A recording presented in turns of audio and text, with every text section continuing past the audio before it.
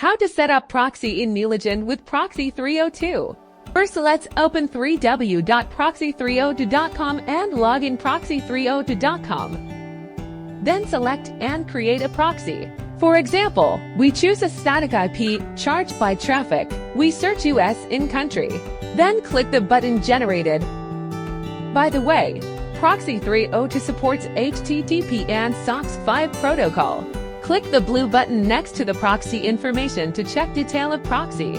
This window can quickly copy proxy information. And now, let's start the MuLogin. First, click Add Browser twice to create a browser window. Then, customizing the display name, click Save to save the window. Next, we click Rocket button to update the proxy. Choose corresponding proxy type, and paste the proxy information copied from proxy302.com.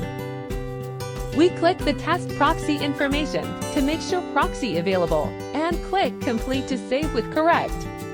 Now, click Open to open browser that was just created. Wait for a minute, then return to this website to test. Detection result is consistent with proxy302.com. Proxy connection is successful. Thank you for watching.